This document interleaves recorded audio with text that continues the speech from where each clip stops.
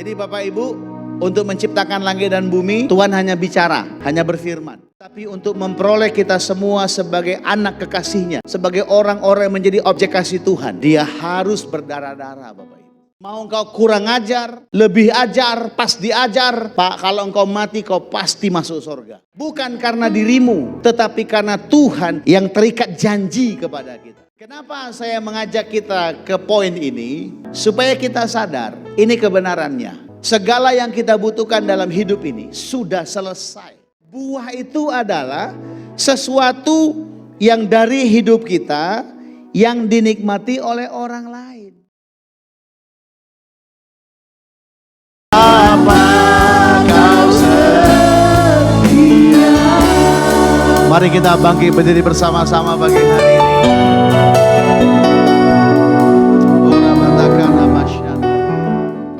Sambil kita pejamkan mata kita pagi ini.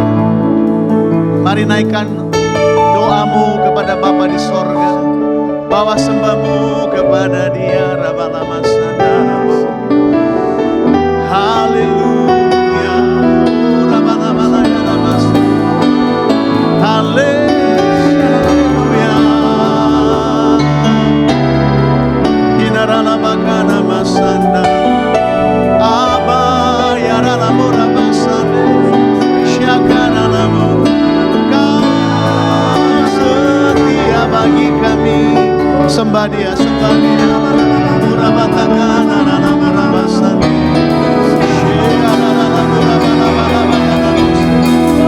Haleluya, haleluya.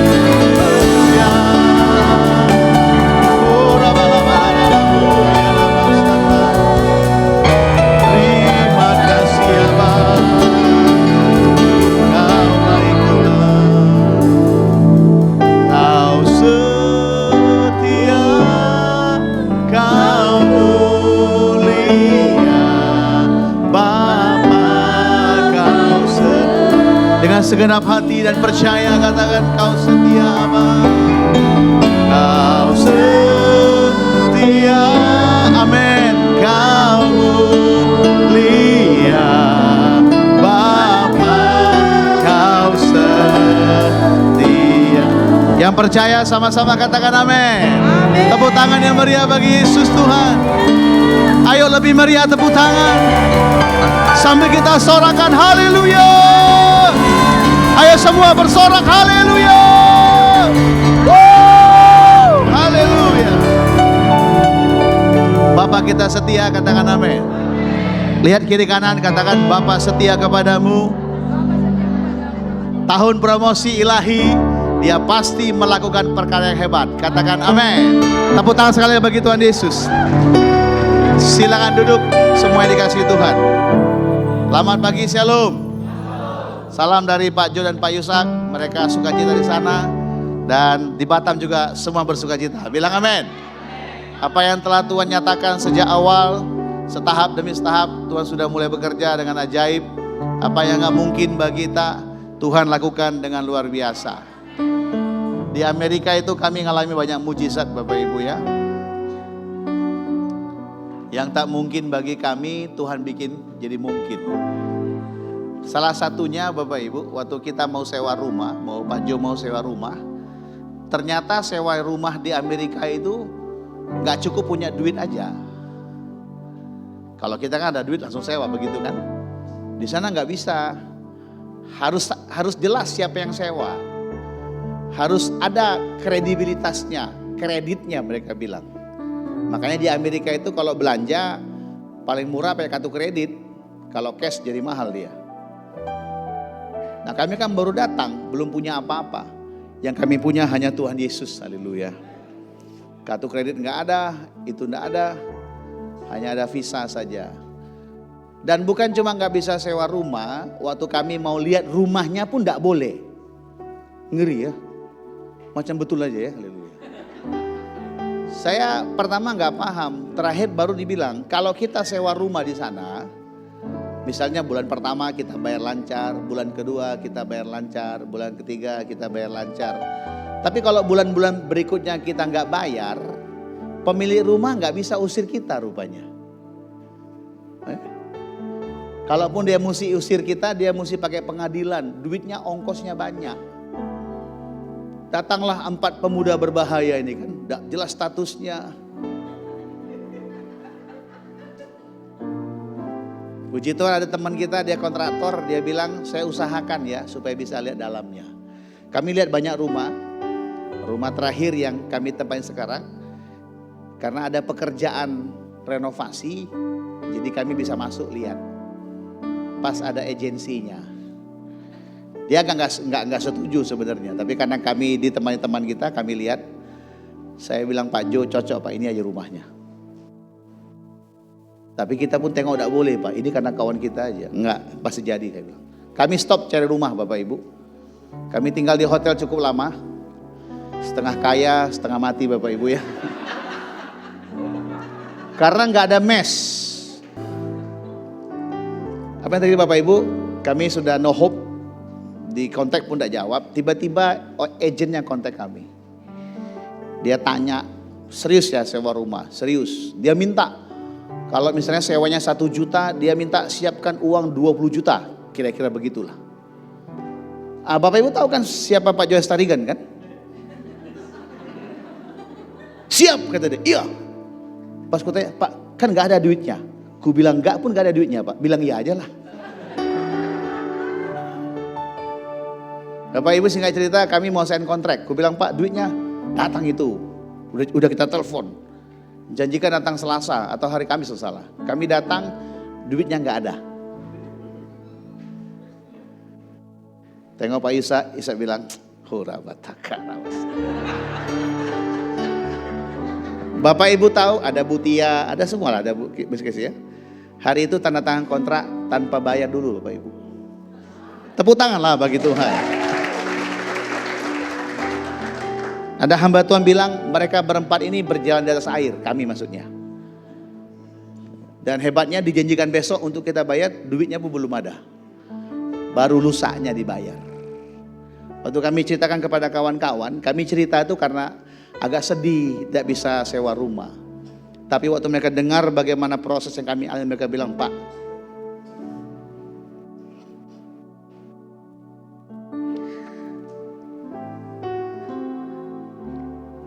haleluya. Kalau bukan Tuhan, tidak mungkin Pak, dia bilang.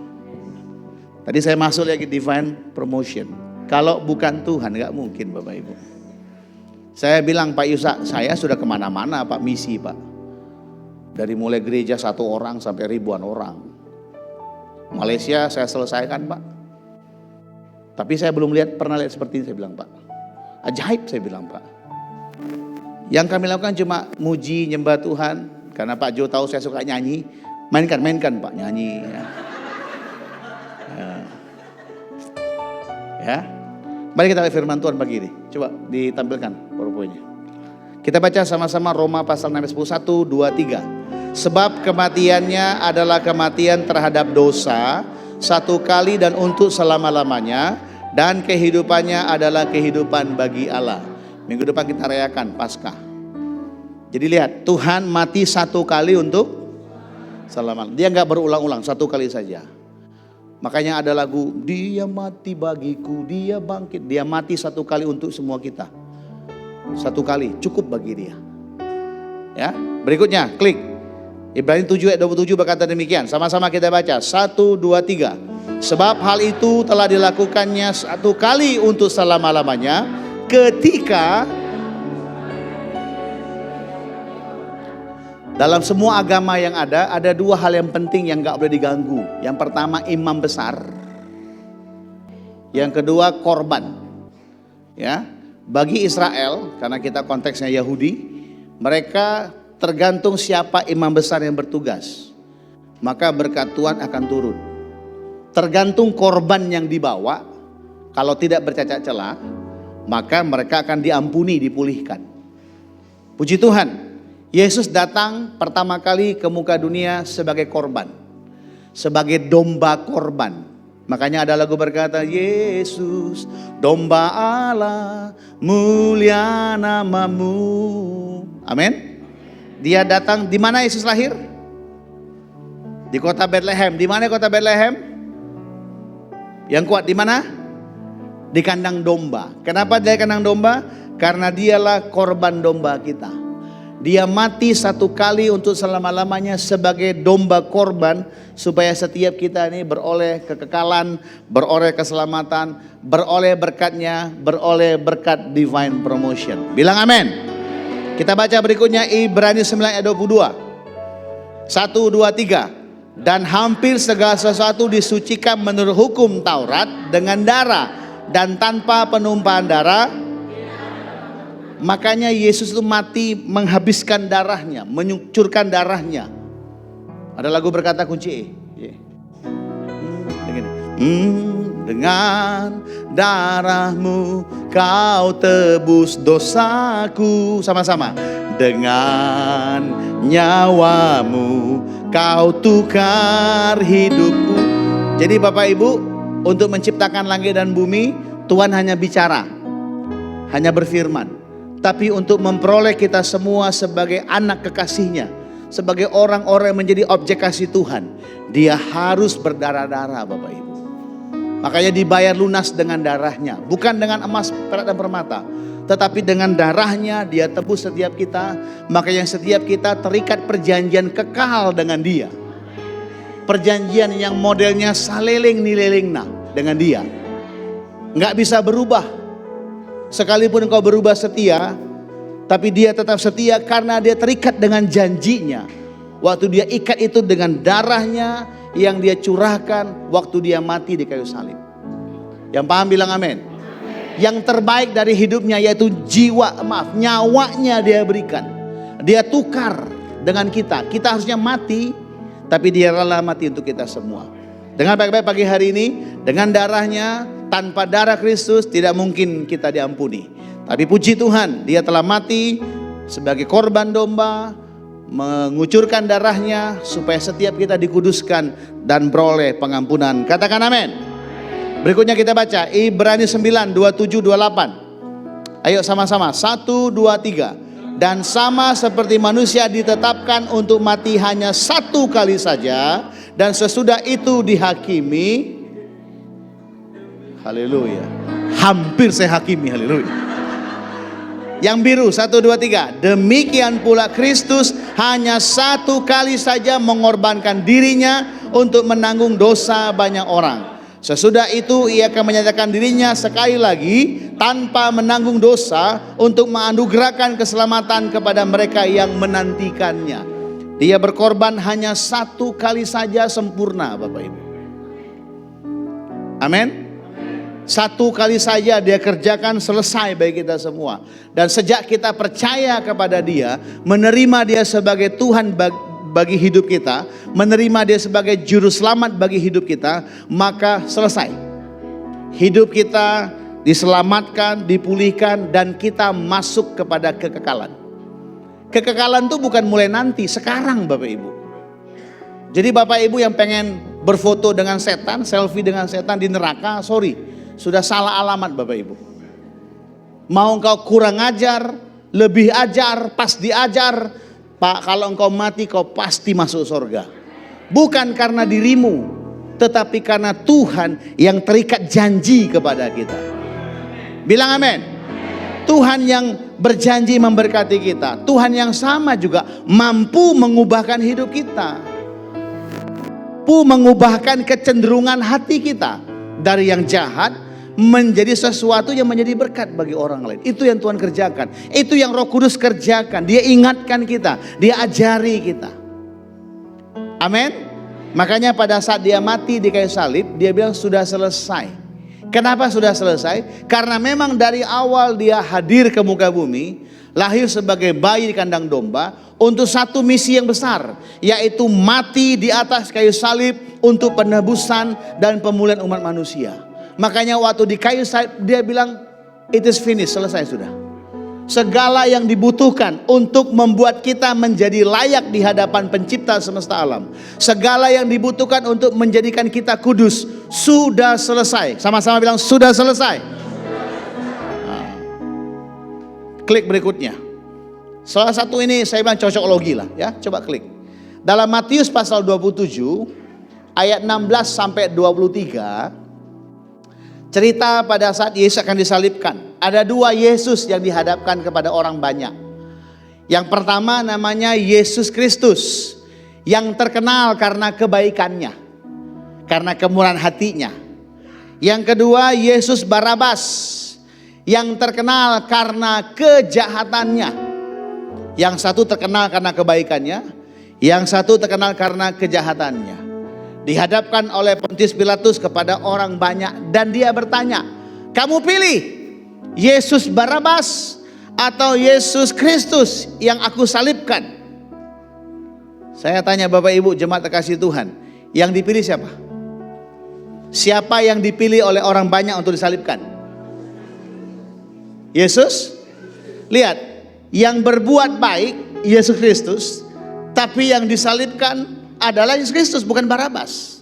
Sedangkan penjahatnya adalah Barabas. Nah, kalau kita main cocok-cocok logi Bapak Ibu, Barabas itu artinya bar itu anak, Abbas itu abah, anak bapa.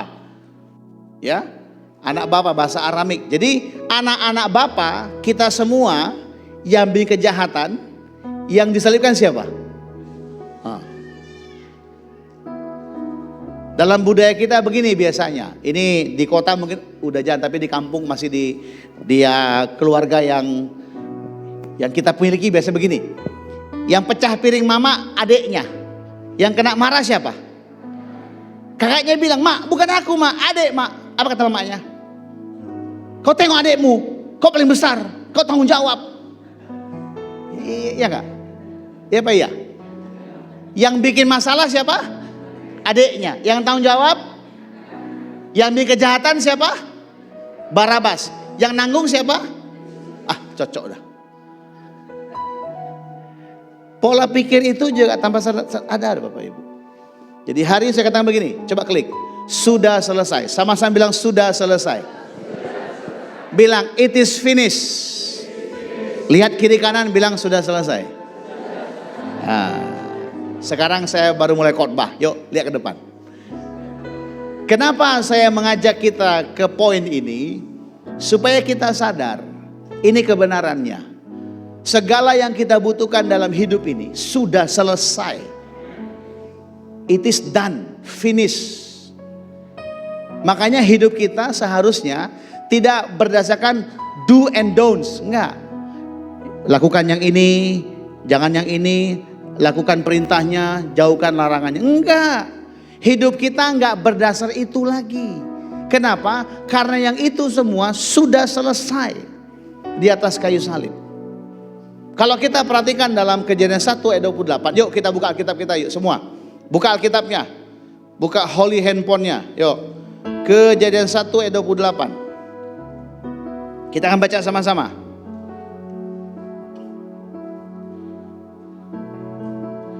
Kejadian 1 ayat 28. Saya tunggu Bapak Ibu.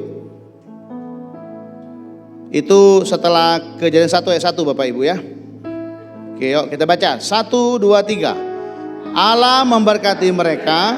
Lalu Allah berfirman kepada mereka. Beranak cuculah dan bertambah banyak. Penuhilah bumi. Berkuasalah.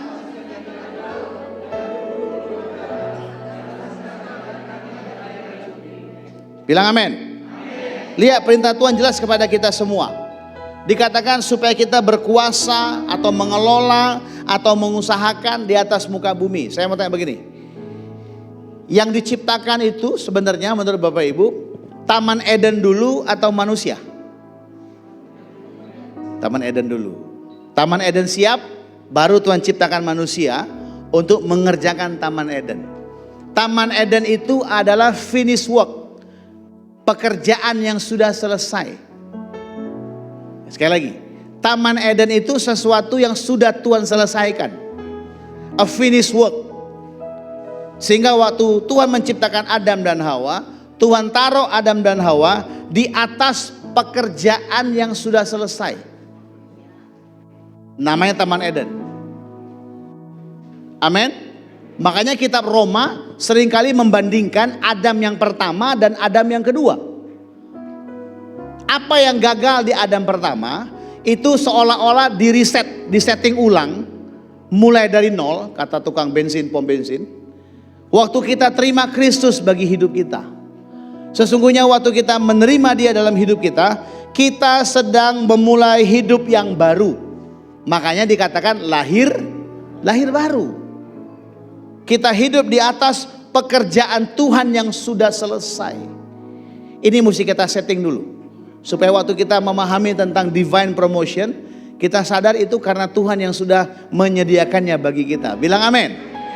Ya, dalam Yohanes pasal 16, coba diklik. Dikatakan begini, Tuhan yang pilih kita dan tentukan kita untuk berkuasa atau untuk berbuah atau untuk mengelola hidup kita, supaya dari hidup kita ini keluar buah. Ini Yohanes pasal 16, nggak usah kita baca. Ya, nah kalau kita perhatikan, seringkali kenapa kita bisa bertumbuh? Karena kalau kita baca pasal 15-nya, karena kita sebagai carang, sebagai cabang, kita tuh nempel kepada pokok.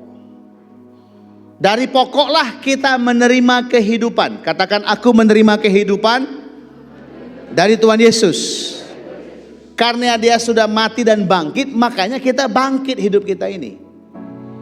Kita nempel kepada Dia, sang sumber itu. Ya, dalam bahasa Yunani-nya, Yohanes bilang begini, dalam Dia itu ada hidup, dan hidup itu adalah terang manusia. Kata hidup di situ, Rasul Yohanes tidak menggunakan, karena bahasa Yunani, kalau hidup itu ada 3 macam bahasanya. Ya, ada dibilang bios, ada psike, ada zoe. Kalau dalam terjemahan kita ada roh, ada jiwa, ada tubuh. Makanya pelajaran bios, pelajaran biologi. Ya, makanya ada psikiater, psikis, kejiwaan. Tetapi di atas itu ada zoe, ada rohnya yang menghidupkan kita. Bilangnya, rohnya menghidupkanku. Waktu kita menerima Dia memberikan hidupnya kepada kita. Makanya sekarang Tuhan gak tinggal di luar kita, Dia tinggal dalam roh kita, dalam hati kita, kita katakan. Amin. Di hati kita tuh ada terang. Makanya dari sorga, kalau Tuhan lihat muka bumi, itu ada terang, Dia lihat kita. Karena dalam diri kita ini ada pelita, ada terang, yaitu rohnya. Sedangkan bumi penuh dengan kegelapan. Nah, buktinya apa? Waktu kita baca di Kejadian pasal 2 ayat 7, Tuhan itu kan buat manusia dari debu tanah. Dia bikin bentukannya, kata ini dalam teknisnya, dia buat semacam bentukan yang manusia. Apakah dia sudah hidup? Belum. Kapan bentukan manusia itu menjadi hidup? Waktu dia hembuskan nafasnya. Nefes, rohnya, zoe-nya jadi hidup. Bilang amin. Waktu kita terima Tuhan, maka zoe-nya Tuhan, kalau ini bahasa Melayu ya, hayatnya Tuhan, kan itu ada ilmu hayat ya, ilmu kehidupan. Hidupnya Tuhan tuh ada pada kita. Dan hidup itu membuat kita berakar ke bawah, bertumbuh ke atas, dan berbuah yang lebat. Katakan, aku percaya hidupku berbuah. Sebenarnya divine promotion ini bicara tentang hidup yang berbuah, hidup yang menghasilkan sesuatu, hidup yang mengalami berkat yang signifikan. Itu maksudnya. Amin. Bukan cuma masalah kesehatan, jabatan, keuangan, dan lain sebagainya. Bukan cuma itu, tetapi apa saja yang sifatnya adalah buah dari hidup kita, itu namanya berkat. Saya tanya sekarang, kalau pohon mangga berbuah, yang makan mangga siapa? Pohonnya atau kita? Kalau jeruk berbuah, siapa yang makan buahnya? Kita atau jeruknya? Masa jeruk makan jeruk gitu ya? Jadi sebenarnya secara konsep berpikir, buah itu adalah sesuatu yang akan dinikmati oleh orang lain. Oh, ini pelan-pelan ini. Sekali lagi. Buah itu adalah sesuatu yang dari hidup kita yang dinikmati oleh orang lain. Kapan kita dibilang orang yang sabar? Karena orang yang bergaul dengan kita. Dia bilang, Bapak itu sabar kali loh. Karena dia menikmati buah kesabaran dari hidup kita itu. Udah mulai diam nih, haleluya. Bagaimana cara, ada pernah lihat lewat pohon pisang atau pohon pepaya, terus tiba-tiba dengar pohon pepaya ngeden untuk berbuah. Ada nggak? Nggak ada. Selama dia tumbuh, selama dia mengalami sari-sari makanan, dia pasti akan berbuah. Ada pohon yang berbuah cepat, ada pohon berbuah agak lambat, ada pohon berbuah lambat. Itu udah masalah, yang penting berbuah. Dan saya pastikan kalau pohon mangga pasti berbuah, pohon pepaya berbuah. Bukan kayak lagu itu, apa lagunya? Buah semangka daun sirih, kan kacau ini. Nggak ada itu. Ya. Jadi kalau kita percaya Tuhan itu maha kaya, lihat, Tuhan itu maha kaya dan dia telah bangkrut supaya aku jadi, itu percaya kita, maka tanpa sadar dari hidup kita tuh akan keluar buah kekayaan. Sebentar, buah kekayaan itu bukan cuma untuk melekat sama kita, tetapi juga dicicipi oleh orang lain. Makanya gereja kita ada kegiatan diakonia, ada kegiatan segala macam lah. Tujuannya apa? Supaya sama-sama kita jadi berkat bagi mereka. Ya. Dalam pandangan manusia, kita ini kaya waktu kita punya berapa banyak. Contoh misalnya abang ini punya duit 1 M. Agak berat amin ya. Main keyboard mana mungkin 1 M Pak. Yang ada pun 3 M Pak. Maksudnya 5.500 Pak. 50. Saya punya kekayaan 10 M. Amin. Mana lebih kaya menurut Bapak Ibu? Saya, karena saya punya banyak 10 M. Tetapi ya kalau kita lihat hitungan Tuhan gak demikian loh. Tuhan lihat kaya itu bukan berapa yang kita kuasai, tapi berapa yang kita mulai lepaskan. Makanya waktu perempuan janda miskin kasih duit itu, Tuhan puji dia loh. Dan saya temukan kehadiran Tuhan bukan cuma di pujian dan penyembahan, bukan cuma di firman Tuhan loh, khotbah. Ternyata Tuhan juga hadir waktu kita kasih persembahan. Bahkan dia tengok persembahan kita, kawan ini macam betul aja dia nih. Habis ibadah BPK 35.000. Persembahnya 2.000. Ditengok Tuhan itu. Margasiahan Tuhannya. Karena dia sampai tahu loh. Ditengok dia loh. Dia tahu perempuan tuh memberikan uang koin. Dan dia bilang, yang koin tidak berharga bagi banyak orang itu, bagi perempuan yang sederhana itu sangat berharga. Dan dia berani berikan itu kepadaku, kata Tuhan. Tuhan puji itu. Bukan berarti Pak kalau gitu orang kaya, enggak. Apalagi kalau perempuan yang kasih koin Tuhan puji. Apalagi bapak-bapak ibu yang rajin kasih perpuluhan, buah sulung, ya, buah bungsu, buah apa lagi? Buah tengah apa lagi pokoknya. Kok kesana ya? Artinya begini, buah itu sesuatu yang dinikmati orang lain. Saya bilang begini. Seolah-olah kita itu melepaskan kepemilikan kita untuk orang lain. Itu buah. Yang paham bilang amin. Karena saya temukan kalau buah itu nggak dipetik, nggak dinikmati, lama-lama buah itu jadi busuk. Coba pikirkan ini. Coba pikirkan baik-baik ini. Jangan-jangan Tuhan naikkan promosimu itu supaya Tuhan kasih engkau uang banyak.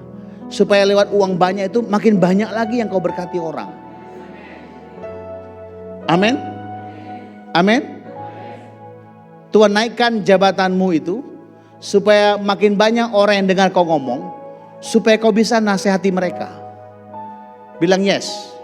Tuhan pulihkan kesehatanmu itu dari yang sudah tumbang, supaya kau bisa ngomong sama banyak orang bahwa ada Tuhan yang menyembuhkan, ada Tuhan yang memulihkan. Bilang amin. Buahnya itulah yang Tuhan tunggu dari hidup kita semua. Bilang yes. Nah, Kalau bicara tentang melepaskan kepemilikan, saya ajak kita lihat satu cerita konteks biblika. Ya, ini kita lihat dari cara pandang yang berbeda. Coba diklik. Kalau kita baca, coba buka sama-sama. Lukas pasal 14 ayat 23. Semua kita buka yuk. Lukas pasal 14 ayat 33. Kita akan baca bersama-sama. Lukas 14 ayat 33. Yang sudah ketemu sama-sama baca. 1, 2, 3. Wah.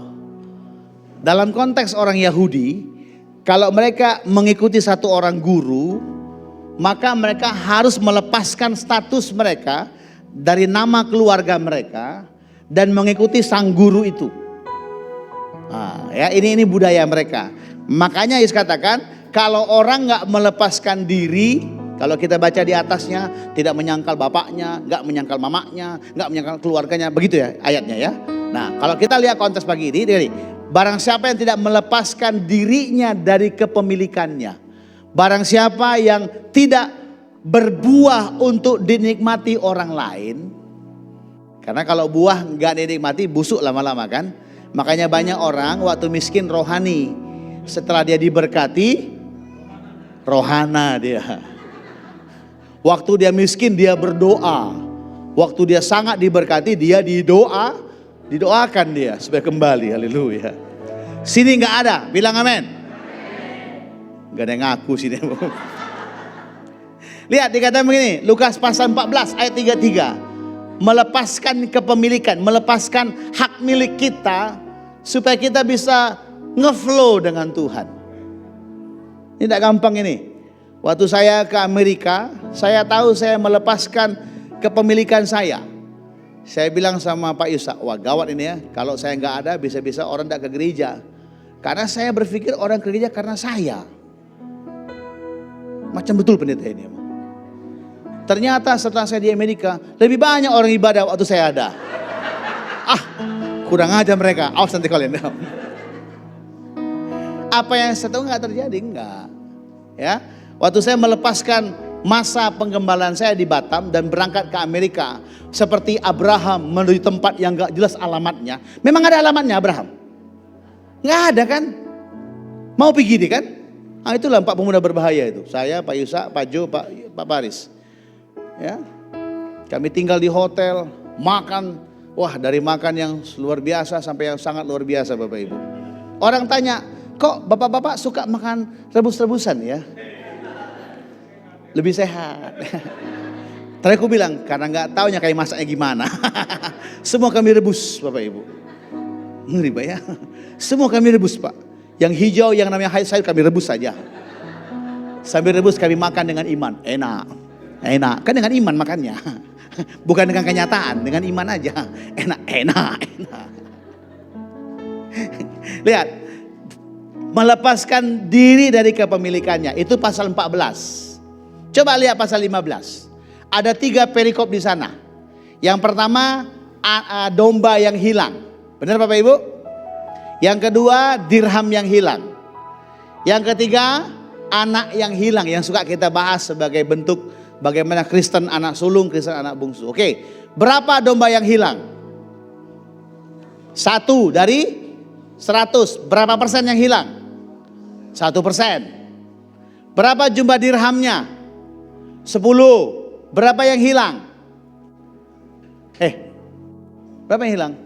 Udah ketemu Pak. Iya, berapa yang hilang waktu itu? 1. Berapa persen yang hilang? 1/10 berapa? 10%. Berapa jumlah anaknya? Yang kuat berapa? 2. Berapa yang hilang? Berapa persen? Alkitab loh, bukan saya buat-buat. Ini enggak, bukan kaleng-kaleng ini. Pasal 14 terakhir dia bilang melepaskan dari kepemilikannya. Ada orang yang melepaskan 1%. Ada orang yang 10%. Ada orang 50%. Pertanyaan begini, Tuhan maunya bagaimana? Apakah 1% saja? Apakah cukup per bulan 10% aja? Atau 5%? Melayani Pak, saya volunteer Pak, bukan full time. Atau bagaimana? Nah, pasal 16-nya sekarang kita buka semua yuk. Pasal 16. Lukas pasal 16, saya ajak kita buka sama-sama. Saya tunggu Bapak Ibu. Lukas pasal 16. Judul perikopnya sama-sama kita baca. 1, 2, 3. Perumpamaan tentang bendahara yang jujur. Hah? Kok salah Alkitab Bapak Ibu? Nggak salah? Saking gemesnya Tuhan sama banyak orang, dia terpaksa pakai contoh preman. Bandit dia pakai. Bendahara yang tidak jujur, koruptor dia pakai. Ya, makanya di pasal ini keluarlah kata mamon. Engkau nggak bisa menyembah kepada mamon duniawi, harta duniawi, dan menyembah kepadaku. Pilih kata Tuhan. Kalau kami orang teologi bilang begini, di posisi pasal inilah Tuhan mau bilang ada kekuatan yang sama dengan dirinya, namanya mamon. Ya, sehingga orang sulit untuk ikut Tuhan karena mamon. Ya, oke kita bahas sekarang.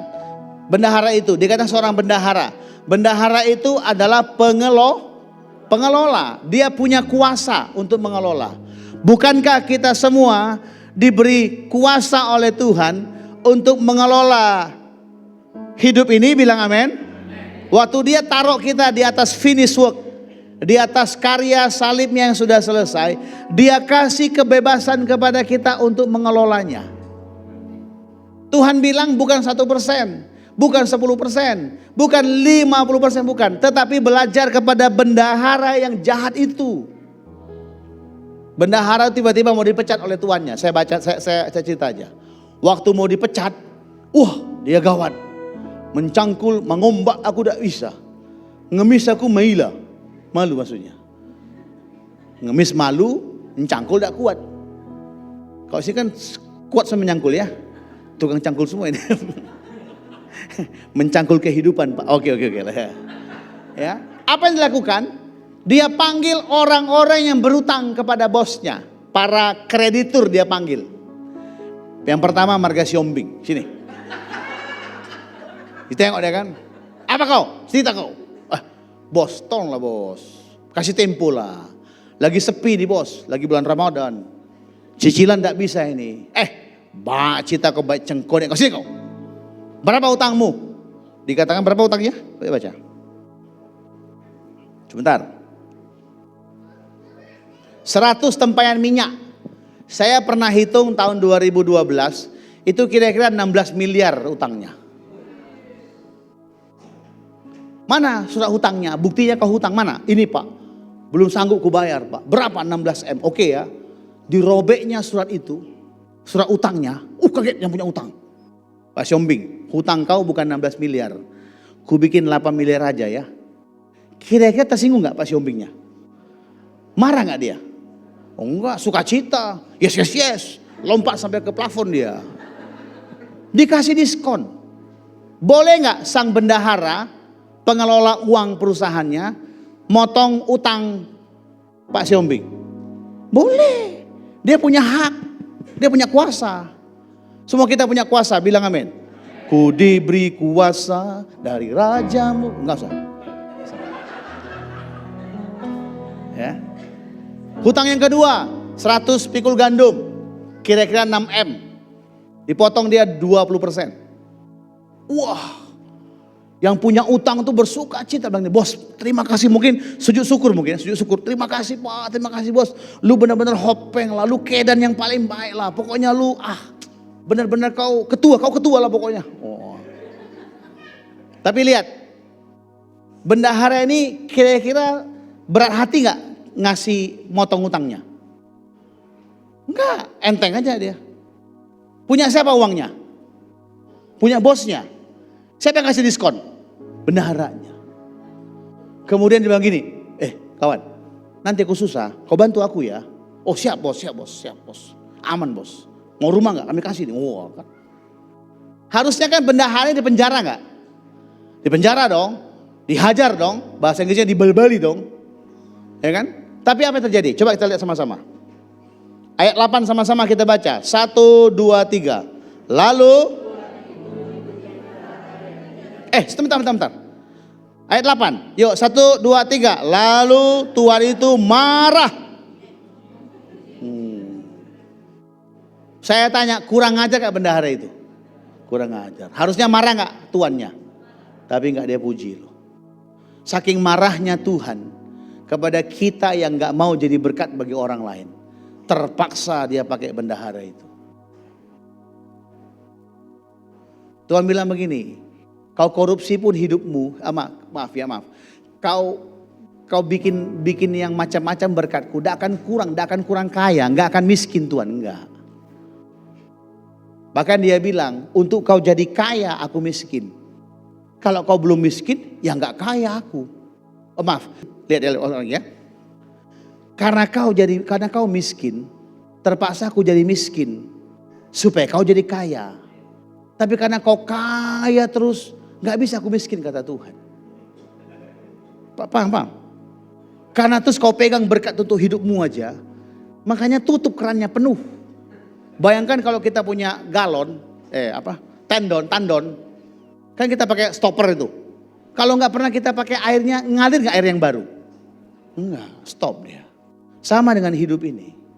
Ada bagian-bagian di mana kita mesti bertindak membiarkan buah hidup kita diberkati banyak orang. Dan ingat baik-baik, tidak akan pernah berkurang. Karena stopper terbuka langsung berkat itu begitu. Wah.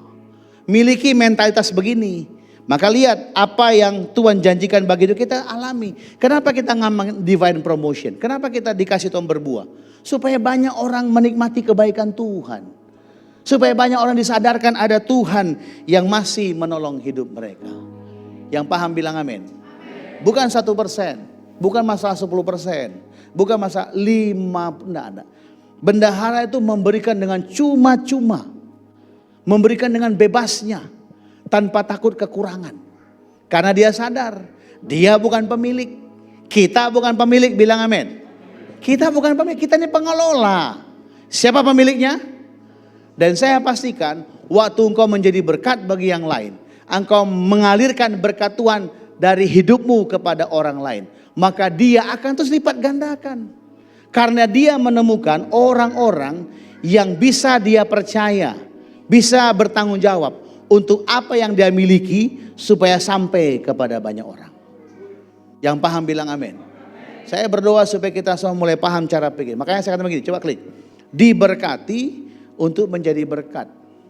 Blessed to be a blessing for others.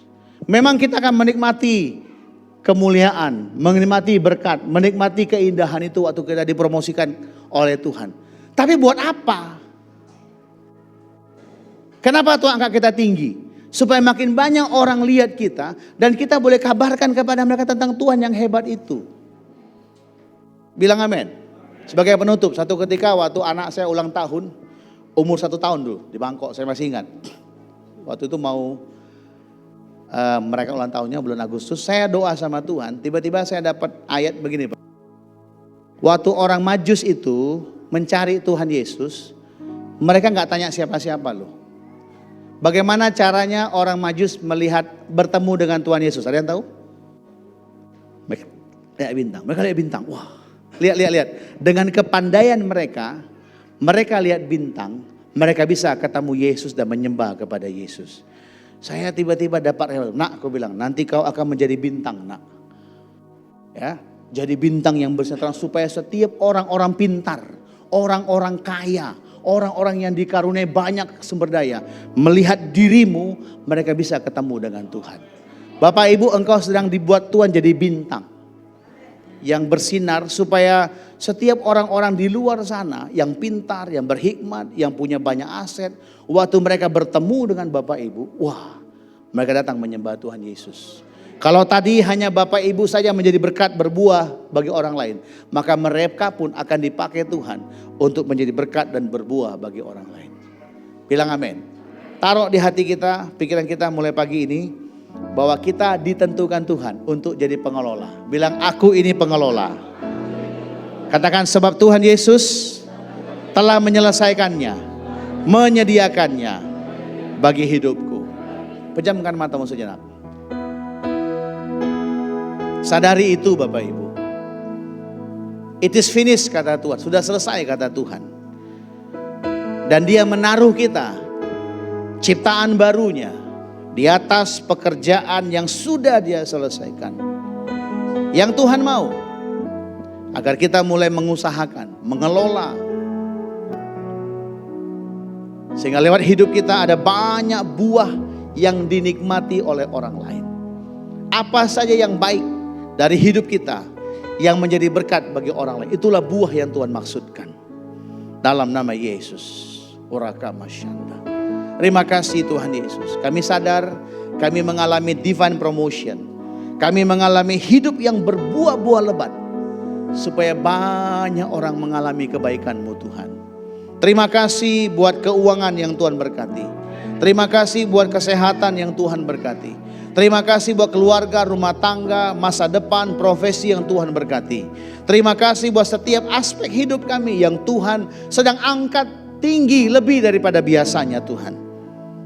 Kami sadar ada maksud Tuhan supaya kami menjadi berkat bagi banyak orang. Kami siap itu Bapak. Katakan aku siap Tuhan. Lewat hidupku, buah-buah kehidupan dinikmati banyak orang. Dalam nama Yesus. Mari kita bangkit bersama-sama. Oh rabatakana rarabasyanta. Bagi Tuhan tak ada yang mustahil. Bagi Tuhan tak ada yang tak mungkin. Mujizatnya disediakan. Tempo diangkat dan dipulih. Bagi Yesus Tuhan, bagi Yesus tak ada yang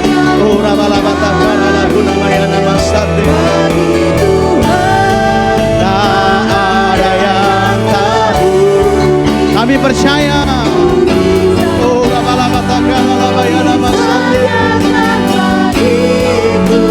Kami diangkat.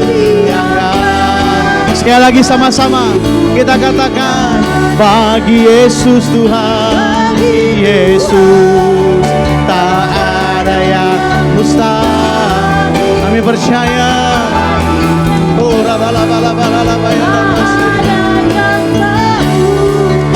mujizatnya disediakan bagi kami, diangkat, dipulihkan, berbuah bagi hormat kemuliaan nama Tuhan Yesus. Mari buka kedua tanganmu. Aku berdoa Bapa, apa saja yang menyumbat hidup anak-anak-Mu Tuhan, apa saja yang menghalangi mereka untuk melesat tinggi, dalam nama Yesus aku cabut tutup yang menghambat itu Bapa. Dalam nama Yesus Tuhan. Dalam keuangan, dalam promosi, dalam kesehatan, dalam semua aspek kehidupan. Apa saja yang menghambat mereka. Dalam pemikiran, aku katakan terobosan terjadi dalam nama Yesus. Kami akan diangkat tinggi oleh Tuhan. Kami akan mengalami divine promotion. Dari hidup kami keluar buah. Kami diberkati berlimpah-limpah. Dan kelimpahannya itu menjadi berkat bagi banyak orang. Kami siap Bapa. Kami kaya. Kami berhikmat. Kami sehat, kami kuat, kami hebat karena Tuhan Yesus. Kami percaya dalam nama Yesus. Sama-sama katakan. Tepuk tangan yang meriah bagi Dia. Haleluya. Bagi Tuhan tak ada yang mustahil. Kami percaya Yesus. Haleluya. Oh rabalakana masande. Mujizat-Mu disediakan bagiku, ku diangkat dan dipulihkan. Aku berdoa Bapa dalam nama Yesus. Aku berdoa secara khusus dalam nama Yesus. Segala masalah keuangan yang dihadapi oleh anak-anak-Mu ya Abah, hutang yang belum dibayar, piutang yang belum tertagih, bisnis yang terganggu omsetnya, aku doa dalam nama Yesus, Mulai hari ini ada terobosan, ada mujizat, ada jalan keluar. Apa yang sukar di masa-masa lalu, mulai hari ini ke depan kami akan melihat Tuhan berperkara. Ada sesuatu yang ajaib terjadi, bahkan lebih daripada yang sanggup kami bayangkan. Tuhan mengerjakannya, sebab Tuhan sedang mempromosikan semua kami. Kami percaya, kami terima Aba, dalam nama Yesus. Yang percaya sama-sama katakan amin. Bagi Tuhan tak ada yang mustahil. Bagi Tuhan kami percaya, yes, haleluya. Disediakan bagi, katakan ku diangkat oleh Tuhan Yesus, diangkat dan dipulihkan. Mari lebih lagi, sama-sama katakan haleluya. Bagi Yesus tak ada yang mustahil.